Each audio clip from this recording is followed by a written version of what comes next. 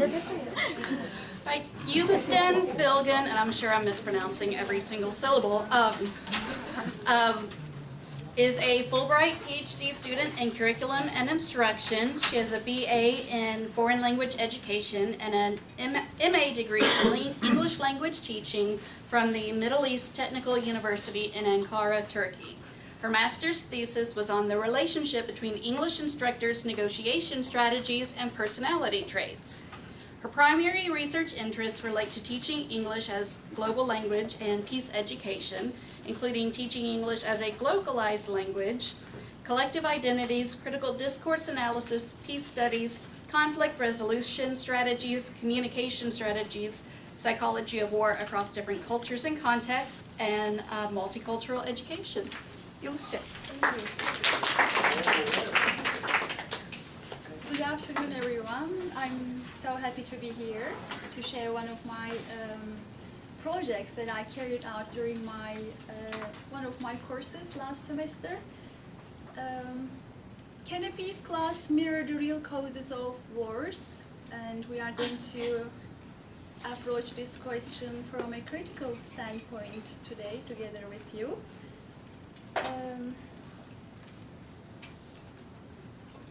Here is the outline of the presentation. First of all, I'm going to briefly talk about the background information of this study, and I'm going to share my research questions, theoretical framework, methodology, and findings, following which is going to be followed by some suggestions for future research. Educating for peace. As an educator who is in love with the idea of education for peace, I have always been interested in the relationship between education and peace, because there are a large volume of literature study. There are a lot of studies about the relationship between education and peace, and all of them emphasize that education and peace are inseparable aspects of civilization. Just to name a few, and there are more others, of course. And here is an example of literature which emphasizes the relationship between education and peace. A good civic education can accomplish the vital goals of cultivating an attitude that respects tradition and culture, loving the nation and homeland that have fostered them, while respecting other countries and contributing to international peace and development. So in all of these studies, it is clear that education and peace are inseparable aspects of civilization. Any appreciative person, educator or layman, would conclude that we know what it means to live at peace, or at least we have been generously informed about the meaning of living at peace. Why then do we so often choose to go enthusiastically to war? Because, as we know, human history has been formed by wars, not peace, unfortunately.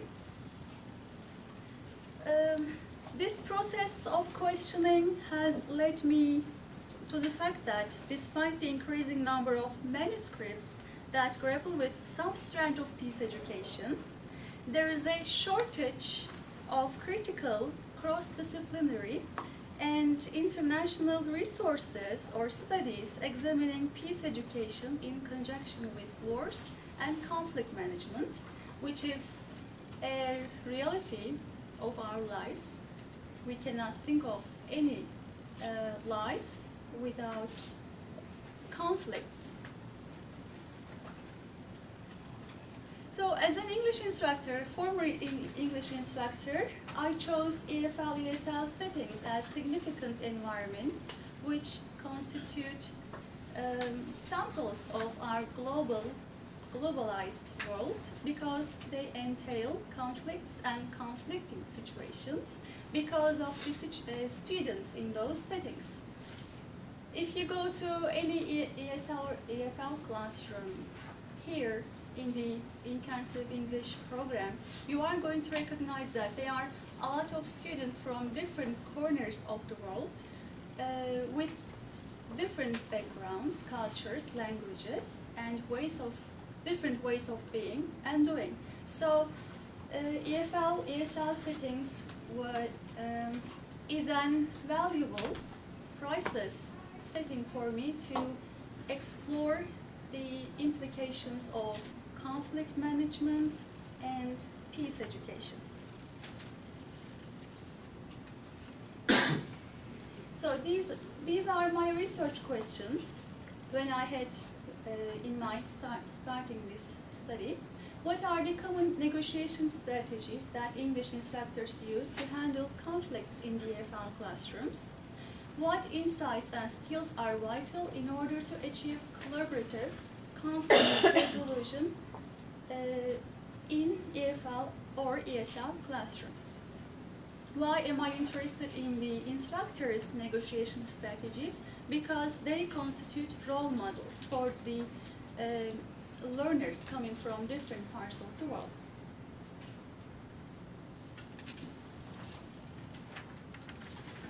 As for my theoretical framework, I have empowerment through conflict resolution. Empowerment is the process of enhancing individual or group capacity to make choices and transform those choices into desired actions and outcomes. And peace education considers empowerment education, through which individuals develop their own capacities to become effective citizens. To achieve this, a critical approach to peace education is essential, because in order to understand the challenges peace educators come across, it is important to explore the controversial and challenging nature of peace education. So I looked at these research questions from a critical approach. And lastly, figured worlds, identity and peace education. This critical perspective necessitates exploring socially constructed figured worlds and social identities which have been built in the existing structures of the society. This was based on the ideas of cornerstones in the field, such as Rogers, Cullen, G, and Ferricula, and many others. They all suggested that discourse not only functions to produce and reproduce society through its social structures, relationships, and value structures, but also it has a hand in transforming society. So I closely explored what lies in the depths of the discourse of a peace educator who teaches in ESL classroom. And I analyzed my data according to Thomas Kilman's conflict strategies. As you see here, there are 5 conflict resolution skills or negotiation strategies based on the level of assertiveness and cooperativeness. They are competing, collaborating, compromising, avoiding, and accommodating. And here is my methodology. The participant of the study is a peace educator teaching ESL. She has 22 years of language teaching experience. She has a master's degree in second and foreign language education, TESOL, and she has her mother and several professors as role models as peace educators. She emphasized this several times. And I carried out a semi-structured interview with her. I observed her classes, but the data I'm going to analyze here is does not relate to the class or learners that I observed, because she was referring to her past experiences in a similar context. So I had my field notes and artifacts such as course materials and texts. In the analysis section, I combined two approaches, which are mediated discourse analysis, or MDA, developed by Scullin, and critical discourse analysis, developed by G. I applied MDA in order to filter the data to engage in the key mediated actions and crucial actors. So after filtering my data through MDA, I obtained the crucial social actors and the main nexuses here. As you see, there are several of them. There are several of interactions going on at the same time. Here is an ESL classroom, including the Saudi students, and the ESL instructor is interacting with them. And I am the one, the researcher, interviewing the instructor about who is talking about her experiences in that ESL classroom. And it becomes much more complex when we see the course content, the class content. In order to teach peace skills, she is showing a movie which is about a Christian governess who helps a small Jewish boy and her mother to escape from Nazis. And while the learners, the students are watching the movie, a couple of Saudi students took offense.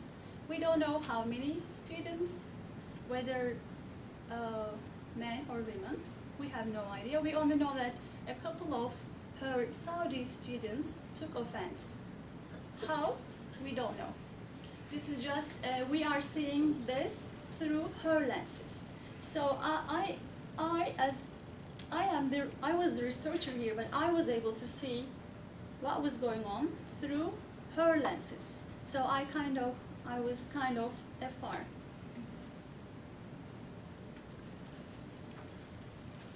The crucial nexuses in this piece of data are the ESL classroom, where a piece of educator teaches a group of international students, including a couple of Arabic students. The movie about a Christian governess helping a Jewish boy and his mother from the Nazis, escape from the Nazis, and the International Center, where the Muslim Turkish researcher and a Christian American peace educator talking about peace education. So this was so complex interaction.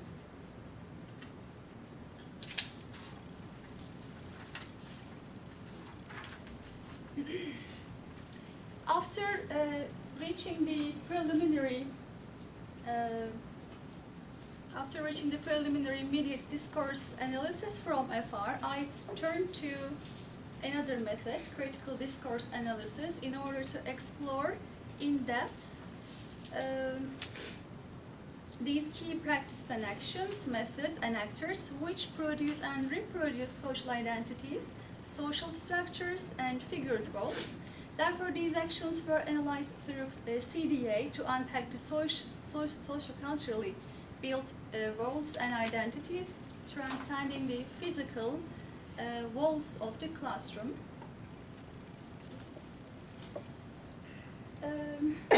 In this analysis section, we see classroom as a figured world, the instructor and the students as the identities, socially constructed identities of the figured world of classroom. And we have a movie, which is another figured world, a Christian governor in the movie as another identity. And we see, when we read through her, the peace educator's discourse, when we explore the in-depth of her discourse, it is not difficult to see her, the peace educator, as the authority in the classroom who owns this space. And she is a white Christian American teacher, peace educator, and she builds herself as the insider. And the Muslim, Middle Eastern, Arabic students, attackers, outsiders, and she built herself again as a victimized teacher in her own peace classroom. So as a result of all these conflicting situations, she comes up with a story about 9/11, the terrorist attack, to teach some peaceful lessons, to teach peace to the Saudi students. And let's take a closer look at the interview.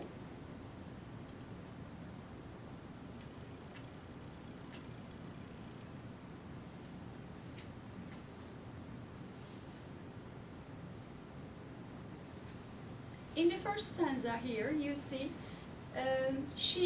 for the first time, she mentions the biggest challenge she has experienced as a peace educator, and in the red places, you see the emphasized parts of the speech.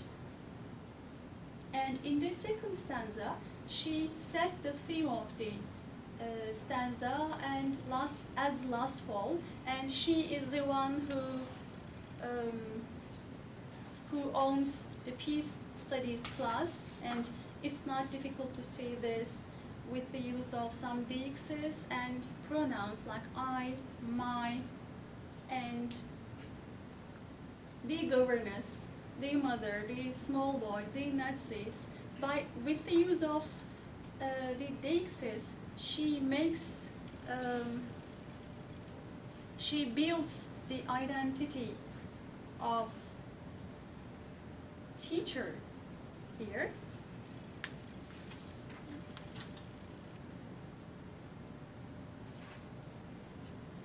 And she emphasizes the love part. She loved this boy. And in the fourth stanza, she emphasizes that it's not important to be a Muslim or Christian or Jewish, but it is important to love someone. So she emphasizes that the governess loved the small boy and his mother, and they helped them escape from Nazis. And in the next stanza, she emphasizes, she starts this stanza with so, to show that there is a cause and effect relationship here. So I was shocked when a couple of my Arabic students took offense. But still we have no idea of how many students, what did they do to take offense, and we have no idea about what they said, for example. And she says, I never lived with that kind of hate. I never known terrorism, so I can't really understand their feeling 100%. I cannot. I always have a safe home. I had nobody pushing me from my home, but I was shocked because it is peace studies. They were in the peace studies class, and just 2 of them got angry. And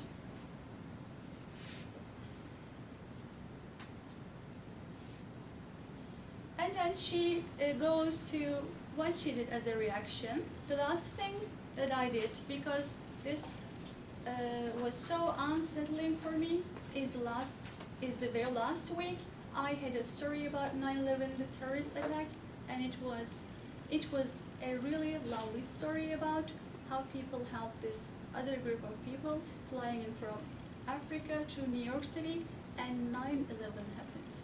So then I said to the Saudi students, as I said, the attack 9/11, it's not right because a small group attacked my hometown. That is where my family is from. So I use my only personal experience to give them the message. You cannot hate the entire people based on some individuals too. I don't know if they coded. I have no idea. Yeah. So this is part of the interview data.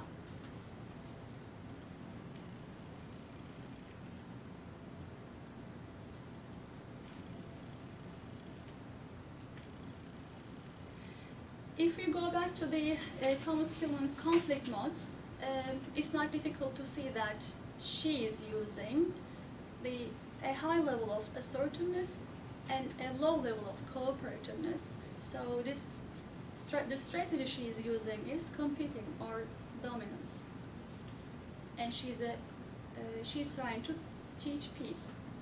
In other words, she is using the strategy of I win, you lose. And of course, this study has a lot of implications in education, but considering that meanings are embedded within social, historical, political, and ideological contexts, it also emphasizes a call for further research, at least about these points. What are the histories of Saudi students? What are the histories of the peace educator? And how can these ways of being and doing interact with each other without domination and oppression in an increasingly interconnected global society? Do they have to interconnect and do they have to communicate? Yes, because our globe has never been so interconnected. And this is all.